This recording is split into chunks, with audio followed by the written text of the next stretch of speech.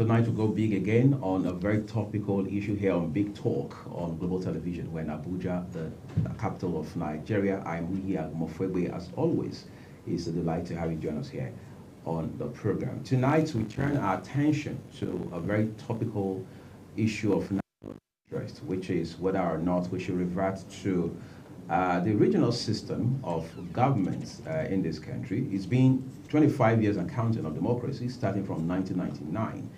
You have a school of thought that now believes that, look, yes, we've seen democracy for more than 2 decades uninterrupted.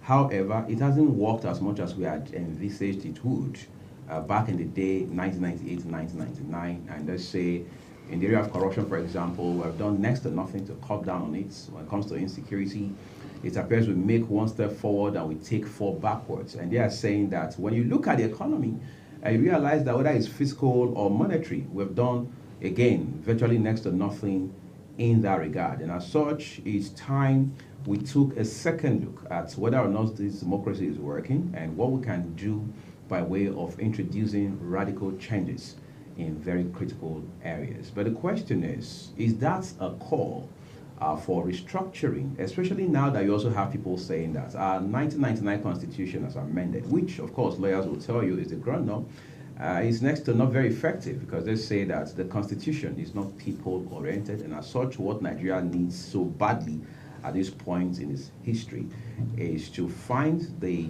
if you like, the guts to come up with a new constitution that will be people centered. But where exactly should we be heading with this sort of conversation, especially when you look at the fact that you have a government in place that has just been in office for just around 1 year?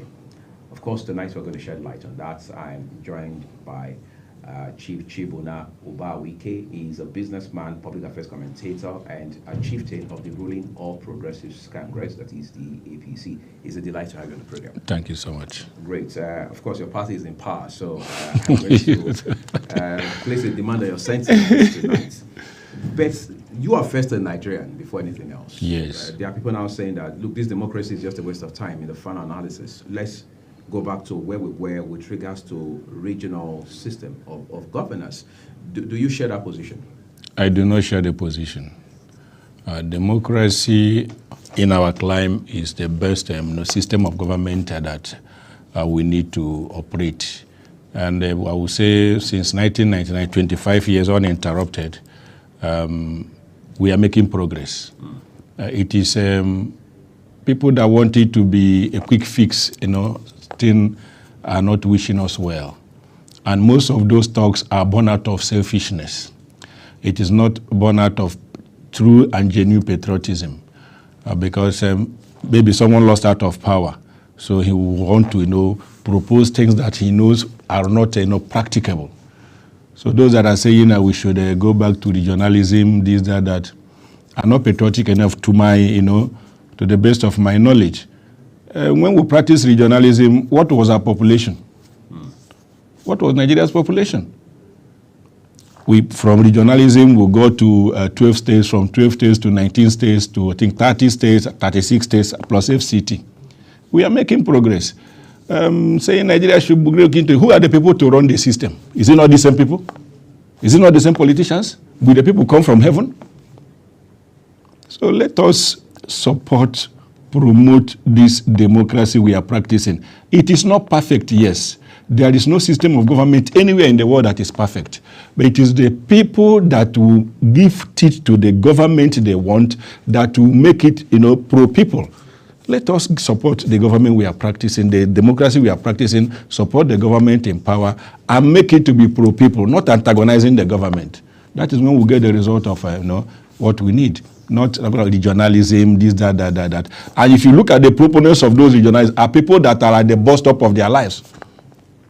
They've enjoyed the best that Nigeria has to offer all these years. Their children have enjoyed the best that Nigeria has to offer. Now they are at the bus stop of their life. They want Nigeria to disintegrate regionalism. For what? Let us develop as a nation. Let everybody contribute his quota to make Nigeria that great nation that we all yearn for, that we all desire.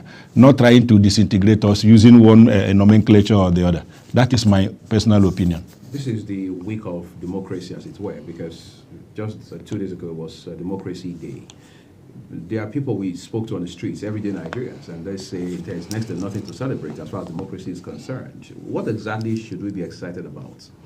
We should be excited about free speech, if nothing else.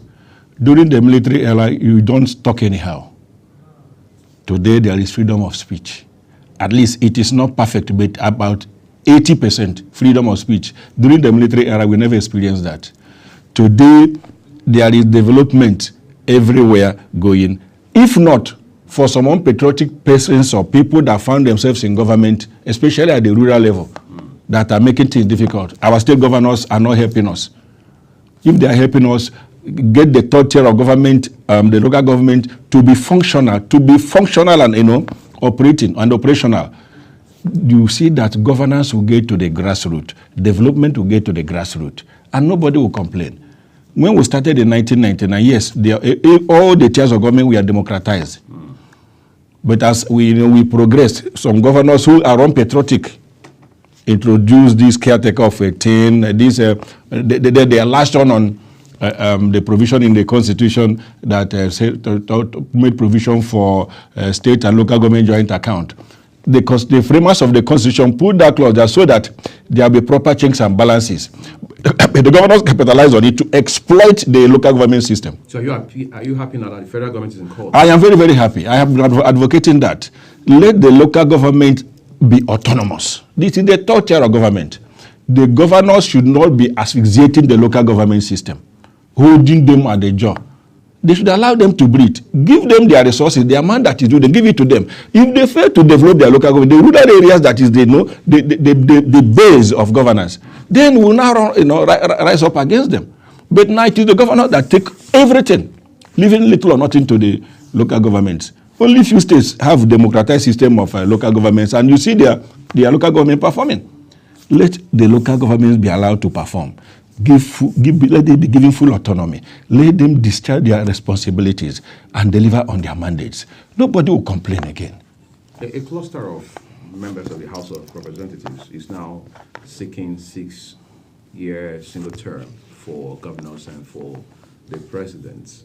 Some people say, well, that will flog politicians online, because when you come into office, they say, and you realize that you have just a single term of 6 years, you're likely going to stay focused on the job and keep your eye on the ball. Do you think that's the right way to go? I don't think it is the right way to go.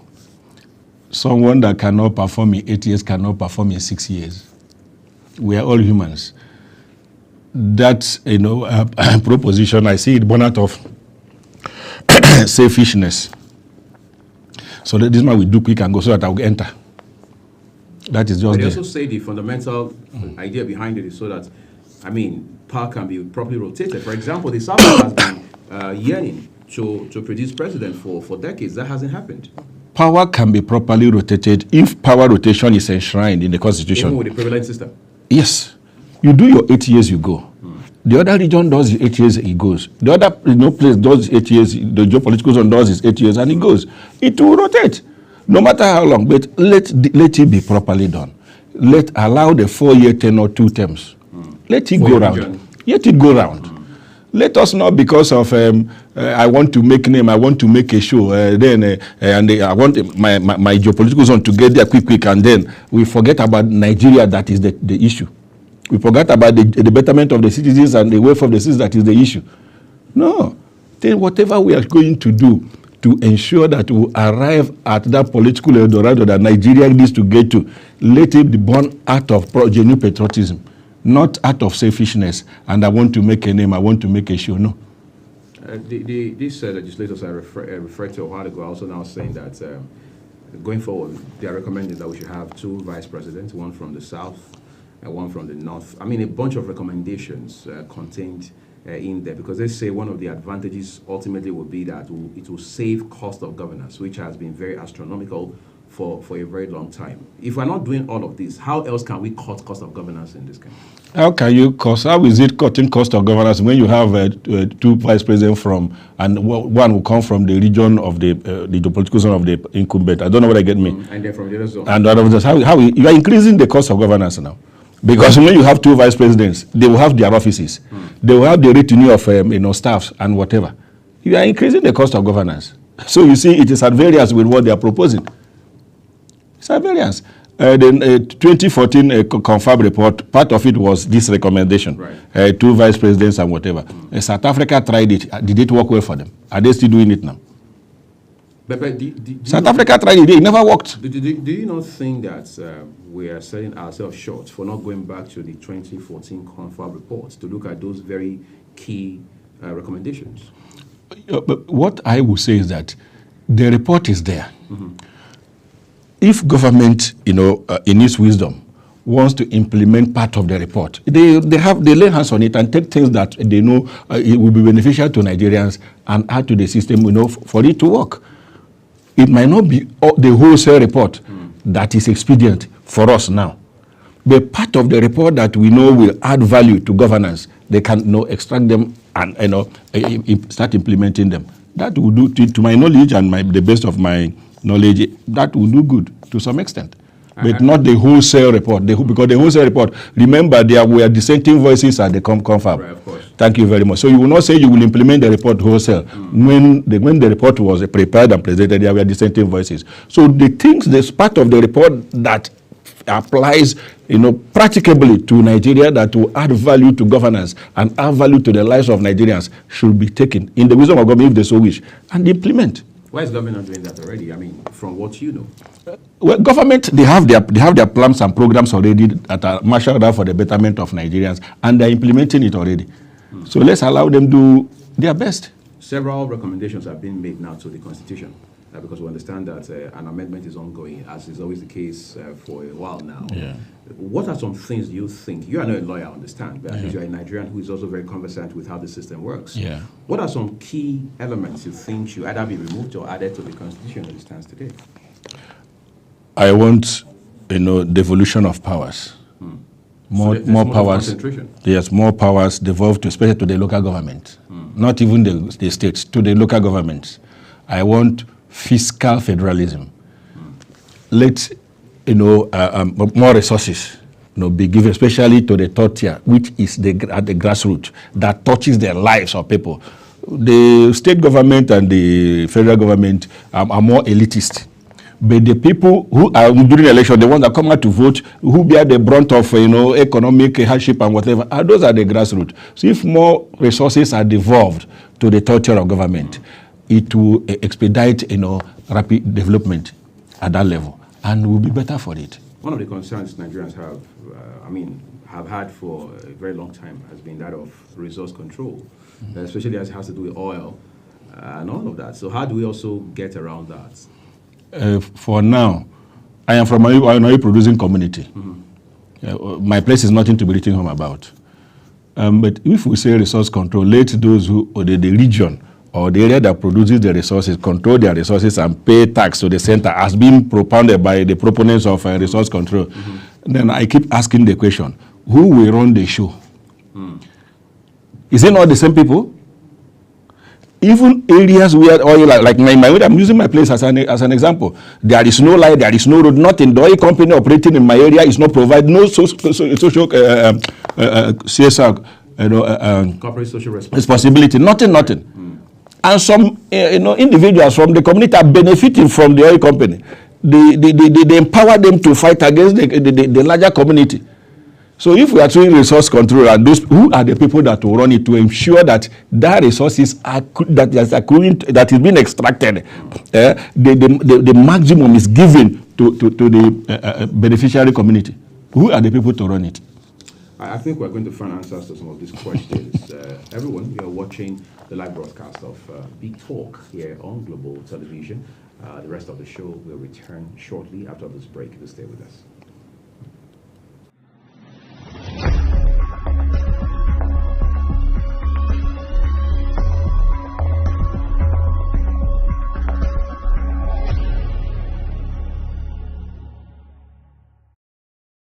Is a very interesting point in the history of Nigeria, no doubt about that. So tonight we're paying some attention to issues of national interest regarding the state of the nation. The call by some people now saying that, look, democracy has been on for a while and we've practiced this particular system. We need to begin to think about alternatives. going forward. So we've seen, as it were, a litany of recommendations coming through in that regard. So now my guest is helping us to find some insights on this conversation. When President Bola Tinubu, then the candidate of the APC, was running for office just in the build-up to the general election, he had talked about how that it's high time Nigeria started restructuring. He said he believed in restructuring, that the country has to be restructured to make progress. It was around that time he started propounding very vehemently the need to do house cleaning regarding monetary policy, fiscal policy, and so on and so forth. You are an APC member. You have proudly so worked for the president regarding the election and everything that has to do with the progress and, of course, the realization of the Renewed Hope agenda. From body language and the facts on the ground today, do you think the president still believes in restructuring? He believes in restructuring, but no political restructuring that people are clamoring for. So what variant of it? Fiscal restructuring.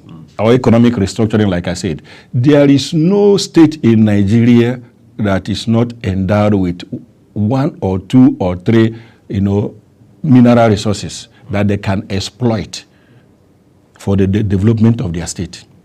Every state in Nigeria is richly endowed. But because everybody depends on what comes from the center, at the end of the month, you go to the center to collect money, allocation. Most of the states are docile. They are not, implementing anything that will trigger the economic development of their states. To look inwards, invest inwards in their state, to explore the mineral resources that that are inherent in their state for the development of their states. Like oil is being explored, there are a lot of mineral resources deposits in each of the states of the federation. What are the governors doing to explore them, to stimulate economic growth in their states? Nothing. They leave them. If not that the Chinese came now and began to exploit our solid minerals that gave rise to insurgency in most of the states in some part of northwest and northeast and even north central. People were there, they were just watching. Something that is at your doorstep. A foreigner now came to be taking it away and then arouse your curiosity. Oh, so this thing is here. What have the governors been doing all these years? Let each governor take stock, appraise what mineral resources are my state endowed with. Bring in foreign investors to exploit those mineral resources. It will stimulate economic growth in the state. It will create employment. It will put food on the table. It will ensure there is security. Nobody will fight each other. But when we concentrate on it is oil money, at the end of every month, it will be shared amongst the 36 states and FCT, we will not make progress.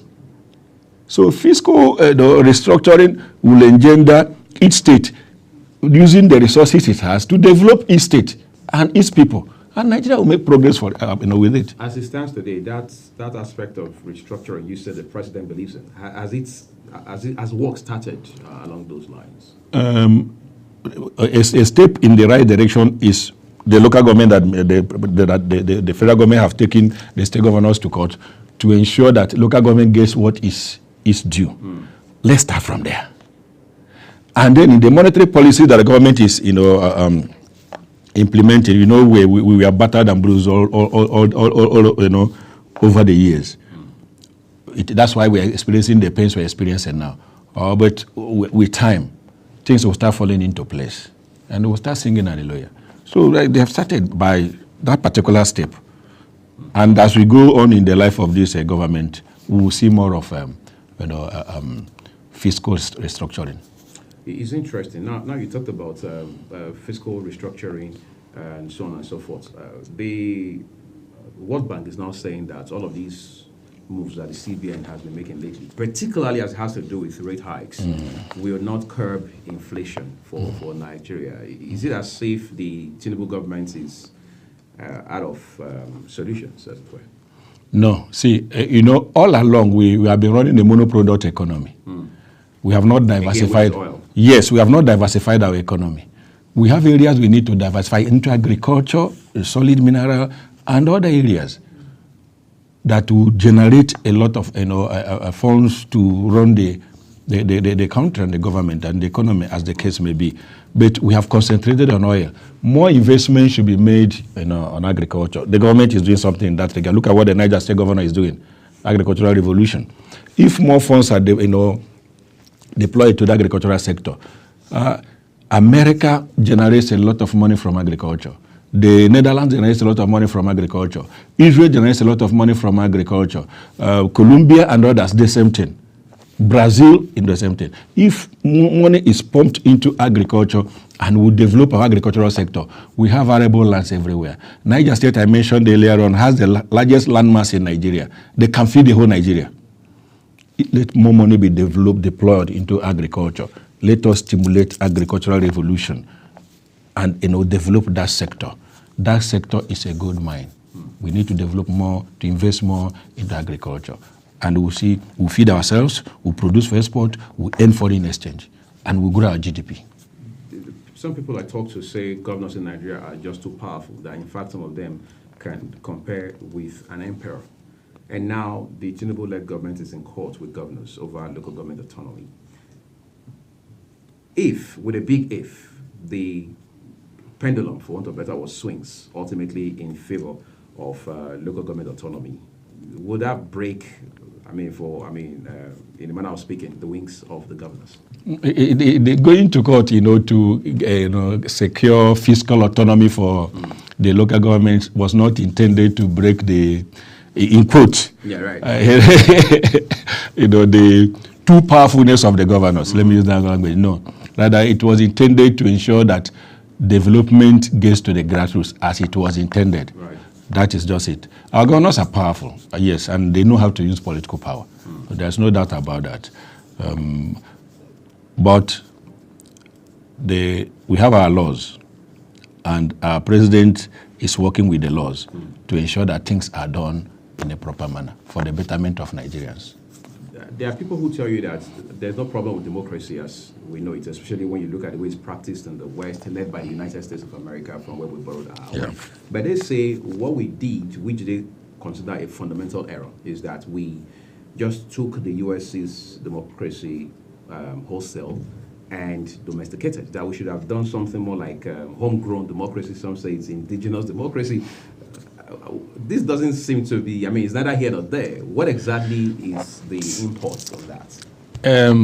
Like I keep saying, when people lose out of power, they propound a lot of theories. You see them coming up with fantastic ideas that are phantasmagoric, are not practicable. Democracy is not Nigerian. It's not African. So which one do we say homegrown? Since we imported the system, the only thing we can do is to improve on it. Use it in the way that it suits us. Yes, we have taken its hook, line, and sinker, but which way do we use it now to better our lot? America is bigger than Nigeria, and they are running the democracy and they are progressing. So why can't we run it the way they are doing and progress? It is the operators, the dramatis personae, the political players that are the problem, not the system. The mindset of most of our politicians is just not what it should be. If they are pro-Nigerian and they are pro-people, we shouldn't be where we are. Look at some of the cases in court about former government officials and whatever, embezzlement and things like that. Is it how it's supposed to be? If they were pro-people and they were pro-Nigerian, I'm not saying pro, if they are, as if they were, we wouldn't be in this mess. So let the operators be pro-people, let them be pro-Nigeria, let them think about the people, let them be altruistic, so that Nigeria will be better. Democracy has no problem. It is those that are running it that are creating the problem we are facing. Let them be patriotic enough. We say we are Nigerians. Let us do things for the betterment of Nigeria and Nigerians. Let us eschew selfishness, self-aggrandizement, avarice. If someone is doing what is right, you support him. Because you are not the one there, you are in an opposition, he's doing what is right, you will not commend him. Whatever he says, you run him down. We will not make progress with that. Let us support whosoever is doing what is right, irrespective of our political leaning, our partisanship. That one shouldn't come to play. When it is governance, it is Nigeria that is the issue. Let us do all we can to ensure we promote Nigeria. We work for the betterment of Nigeria. We work for the progress and development of Nigeria. That is what matters. So we tied up on this discussion tonight. Again, for the opening time, the conversation around what legislators earn, particularly at the federal level, is on the table, in fact, on the front burner. Now, the question has been, what do they actually earn? Today is this figure, tomorrow is that figure. And people are now saying that the legislators, they take the chunk of the monies that Nigeria should be using to do some other essential services and so on and so forth. And as of today, you have people now saying, let's scrap the Senate altogether. Does that answer any of the questions? If those people are in the Senate, would they say they should scrap the Senate? So it's about who is there. Thank you very much. It is selfishness. It's not born out of patriotism. What is the problem with what the legislators earn? If you look at the salaries or what at the end of the legislature, it pays into significance compared with what our civil servants earn. Our directors, assistant directors, deputy directors, falling over themselves to become senators. Thank you very much. Thank you. No. See, power is very sweet, especially political power. It's very sweet. Political power comes with perks of office. You understand me? And people say in local parliament, they say nobody you gave warrant that his eye is good. You understand me? When you see someone in power, he wants to show you he's in power, and people angle to get into power. If political power is not sweet, why will people run for positions? Why will people look for appointments? So those that lost out are the ones that you see bringing up all these issues. The salaries of legislators has nothing to do with the problem we are facing. The perks of office is what comes with their office. You compare us with this nation, with this. This is Nigeria. We are doing something as Nigerians, for the betterment of Nigerians. Are they not performing their duties, the legislators? Are they not carrying out their responsibility that they were elected for? So why all these hues and cry? The legislators are not a problem. They are the soul of democracy, and they are doing their job. Remember, we have three forms of government: the executive, the legislature, the judiciary. They are doing their work. Why focusing on the legislator? What wrong did the legislators do? The executive is doing their own, the judiciary is doing their own, and the legislators are doing their own. Now, the salary of judges have been increased. Was the one of legislators increased? They've just passed the bill and Mr. President have signed it into law. Was the one of legislators increased? So what are we talking about? They should leave the legislators alone to do their job. They are not our problem. We are our own problems because we are not doing what we are supposed to do right.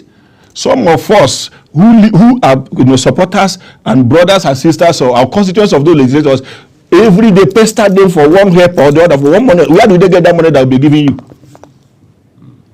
I don't know what they get me. If your brother or my brother is a legislator, while there, he cannot assist you. He cannot assist your children. He cannot assist his constituents. No problem, no nothing. Will you allow him to go there tomorrow again? So now, in rendering those assistance, is it the little salary he earns he will use to cater for his constituents? No is the answer. So why are we building a mountain out of a molehill? Legislators are not our problems. They are not. Chief Tribuna Obawike, politician, public affairs commentator, and chieftain of the APC, I'll say thank you to you. Thank you. For coming to talk to us tonight. And that's how we draw the curtains on Bigtalk this Friday. It's a big weekend upon us. More importantly, is the Eid al-Kabir weekend. I would say happy festivity to our Muslim brothers and sisters in Nigeria and beyond. I'm Mofwegwe here at Global Television in Abuja. I'll see you soon. Thank you.